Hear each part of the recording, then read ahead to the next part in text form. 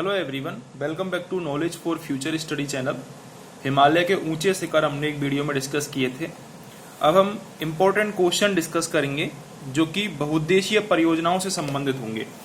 ठीक है, तो पहला क्वेश्चन है कि गंगा और ब्रह्मपुत्र, एक तो आपकी है गंगा नदी, ठीक है, और एक है आपकी ब्रह्मपुत्र नदी जो कि तिब्बत से निकलती है। ठीक है, इन दोनों की जो संयुक्त धारा है उसको क्या कहा जाता है? इन दोनों की जो संयुक्त धारा है उसको क्या कहा जाता है? इनकी जो संयुक्त धारा है यानी कि दोनों नदियां जब मिलती हैं तो उसको मेघना कहा जाता है। इंपॉर्टेंट क्वेश्चन है, याद रखना है। गंगा नदी और ब्रह्मपुत्र नदी जब दोनों मिलती हैं तो संयुक्त धारा को क्या कहा जाता है? मेघना कहा जाता है। एक क्वेश्चन ये पूछा जाता है कि गंगा नदी को बांग्लादेश में क्या कहा जाता है? गंगा नदी को बांग्लादेश में क्या कहा जाता है? पद्मा नाम से जाना जाता है। गंगा नदी को बांग्लादेश में पद्मा नाम से जाना जाता है। ठीक है, तो ये आपको याद रखना है। भारत की कौन सी नदी सुंदरवन डेल्टा बनाती है? गंगा और ब्रह्मपुत्र, ये दोनों सुंदरवन डेल्टा बनाती हैं। ठीक है, एक क्वेश्चन ये आता है, बिहार का शोक किसे कहा जाता है? किस नदी को बिहार का शोक कहा जाता है? बिहार का शोक किस नदी को कहा जाता है? तो बिहार का शोक कहा जाता है कोसी नदी को। ठीक है, इंपॉर्टेंट है, काफी बार एग्जाम में पूछा गया है। कोसी नदी को बिहार का शोक कहा जाता है। ऐसे ही अगर आपसे क्वेश्चन पूछ ले, बंगाल का शोक किसे कहा जाता है? तो बंगाल का शोक कहा जाता है दामोदर नदी को, जो कि छोटा नागपुर के पठार से निकलती है, दामोदर नदी। ठीक है, बिहार का शोक हो गया कोसी नदी को और बंगाल का शोक दामोदर नदी को कहा जाता है। ठीक है, एक क्वेश्चन बहुत इंपॉर्टेंट है, ये इंपॉर्टेंट लगा लो। क्वेश्चन क्या है कि कौन सी नदी भ्रंश द्रोणी से होकर बहती है? कौन सी नदी भ्रंश द्रोणी? भ्रंश द्रोणी का मतलब है दो पहाड़ियों के बीच में जो तंग रास्ता है उससे होकर ये गुजरती है, भ्रंश द्रोणी से निकलती है, वो है नर्मदा नदी। ठीक है, नर्मदा नदी ये भ्रंश द्रोणी से होकर निकलती है।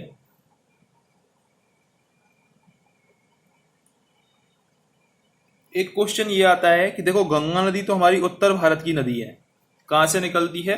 उत्तराखंड, यूपी वगैरह से होते हुए, बिहार से होते हुए और बांग्लादेश से निकलकर बंगाल की खाड़ी में चली जाती है। तो ये हो गई उत्तरी भारत की। अगर आपसे बोल दिया जाए प्रायद्वीपीय पठार की सबसे बड़ी नदी कौन सी है? प्रायद्वीपीय पठार की सबसे बड़ी नदी, तो प्रायद्वीपीय पठार की जो सबसे बड़ी नदी है वो है गोदावरी नदी। आपको याद रखना है। ठीक है, गोदावरी नदी प्रायद्वीपीय पठार की सबसे बड़ी नदी है। अगर आपसे पूछे भारत में प्रवाहित सबसे लंबी नदी कौन सी है, तो भारत की अगर सबसे लंबी नदी पूछे तो गंगा नदी है। गंगा नदी सबसे लंबी है भारत में। और अगर लंबाई पूछे तो इसकी लंबाई है इसकी 2510 किलोमीटर। कितनी है? कई जगह 2525 भी मिलती है और कई जगह 2510 किलोमीटर भी मिलती है। ठीक है, तो आपको दोनों ही डाटा याद रखना है, 2525 और 2510 किलोमीटर। अब इसके बाद है एक क्वेश्चन आता है कावेरी जल विवाद। आपने सुना भी होगा कई बार, कावेरी जल विवाद। कावेरी जल विवाद ये तो पता चल गया कौन सी नदी पर है? कावेरी नदी पर है। किन दो राज्यों के बीच में है? तो कावेरी जल विवाद ये है कर्नाटक और तमिलनाडु, इन दो राज्यों के बीच में कावेरी जल विवाद है। ठीक है, अब ये जो प्रायद्वीपीय पठार की हमने सबसे लंबी नदी पढ़ी गोदावरी नदी। ठीक है, एक क्वेश्चन ये भी आता है कि वृद्ध गंगा किसको कहा जाता है? वृद्ध गंगा, तो वृद्ध गंगा किसको कहा जाता है? वृद्ध गंगा गोदावरी नदी को कहा जाता है। गोदावरी नदी को वृद्ध गंगा कहा जाता है। ठीक है, तो ये आपको याद रखना है, वृद्ध गंगा गोदावरी नदी को। अगर दूसरी गंगा पूछ ले, दूसरी गंगा कहा जाता है कावेरी नदी को। ठीक है, ये क्वेश्चन पूछे जाते हैं, वृद्ध गंगा, दक्षिण की गंगा, दूसरी गंगा। वृद्ध गंगा गोदावरी नदी को, दूसरी गंगा कावेरी नदी को कहा जाता है। ठीक है, अब एक क्वेश्चन आता है, हमने पढ़ा था कि गंगा नदी को बांग्लादेश में पद्मा के नाम से जाना जाता है। ठीक है, अब एक क्वेश्चन ये भी आता है कि बांग्लादेश में जमुना के नाम से किसे जाना जाता है? बांग्लादेश में जमुना के नाम से किसे जाना जाता है? तो जमुना के नाम से ब्रह्मपुत्र को जाना जाता है बांग्लादेश में, ठीक है। और एक क्वेश्चन हमने इससे ऊपर पढ़ा था कि ब्रह्मपुत्र गंगा जब मिलती है तो उनको क्या कहते हैं? उनको मेघना कहते हैं, ठीक है। ये भी आपको याद रखना है। विश्व का सबसे बड़ा जो डेल्टा है वो गंगा और ब्रह्मपुत्र के द्वारा ही बनाया जाता है, जिसे सुंदरबन डेल्टा भी कहते हैं, ठीक है। एक मैंने आपको बताया था दामोदर नदी कहाँ से निकलती है? छोटा नागपुर के पठार से निकलती है। अब एक क्वेश्चन बहुत पूछा जाता है कि पंचगंगा और दूधगंगा ये दोनों किसकी सहायक हैं? पंचगंगा और दूधगंगा। अब बच्चे कंफ्यूज हो जाते हैं, गंगा समझ के गंगा नदी कर देते हैं, लेकिन पंचगंगा और दूधगंगा ये किसकी सहायक हैं? ये कृष्णा नदी की सहायक हैं। कृष्णा नदी की सहायक हैं पंचगंगा और दूधगंगा। इंपॉर्टेंट क्वेश्चन है, काफी बार पूछा जाता है, ठीक है। अब एक क्वेश्चन आता है कि विश्व का सबसे बड़ा नदी द्वीप कौन सा है?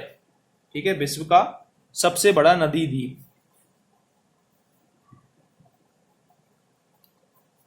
विश्व का सबसे बड़ा नदी द्वीप कौन सा है और किस नदी पर है? सबसे बड़ा नदी द्वीप कौन सा है? तो वो है माजुली द्वीप। कहां पर है? असम में है। और किस नदी पर है? तो ये जो माजुली द्वीप है यह है ब्रह्मपुत्र पर, ठीक है। ब्रह्मपुत्र नदी पर है माजुली द्वीप, विश्व का सबसे बड़ा नदी द्वीप है ये आपको याद रखना है। एक क्वेश्चन आता है भूपेन हजारिका सेतु ये किस नदी पर है? भारत का सबसे लंबा पुल है, इसको ढोला सदिया सेतु भी कहते हैं। क्या नाम है? भूपेन हजारिका, या फिर इसको कहते हैं ढोला सदिया सेतु। ये किस नदी पर है? इसको लोहित नदी पर है ये, लोहित या फिर ब्रह्मपुत्र भी कहते हैं, उस नदी पर है। भारत का सबसे लंबा है।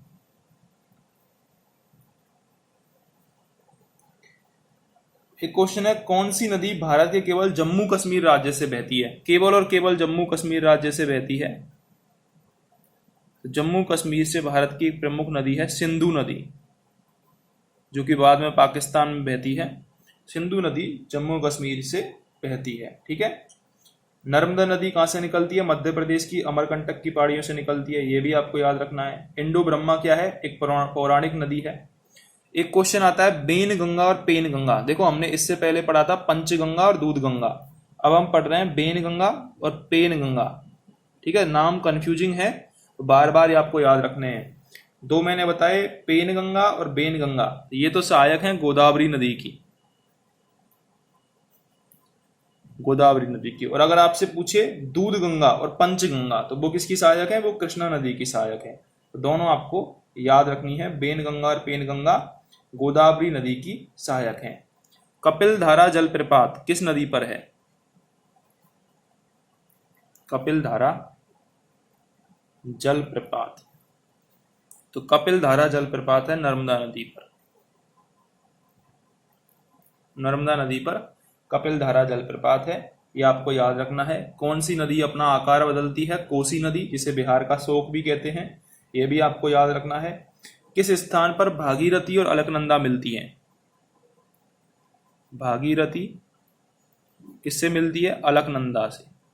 आपने देखा भी होगा ये वीडियोज में, भागीरथी और अलकनंदा ये किस स्थान पर मिलती हैं? गंगा नदी का निर्माण ये करती हैं, भागीरथी और अलकनंदा।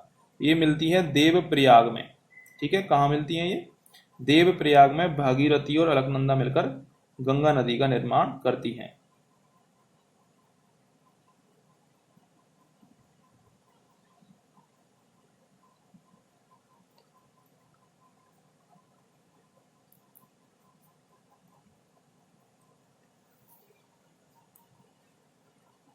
अब एक क्वेश्चन पूछा जाता है लूनी नदी, लूनी नदी कहाँ बहती है? पश्चिमी राजस्थान में। और ये निकलती कहाँ से? नाग पहाड़ अजमेर से निकलती है। और कहाँ पर जाकर विलुप्त हो जाती है? तो ये कच्छ के रण में जाकर विलुप्त हो जाती है, जो कि गुजरात में है, कच्छ का रण, ठीक है।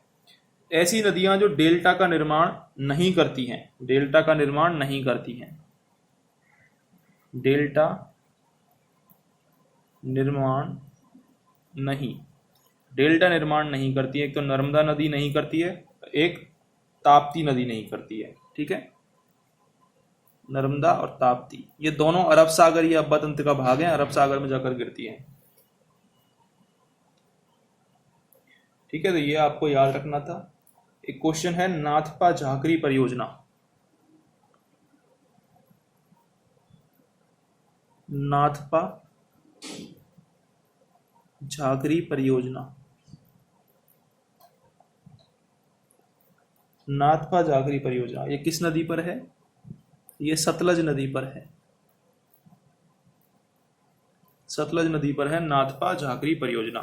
तो ये हमने कुछ नदियों से संबंधित क्वेश्चन डिस्कस किए थे। अगर आपको अच्छे लगे हो तो चैनल को सब्सक्राइब जरूर कर दें, वीडियो को लाइक और शेयर जरूर करें।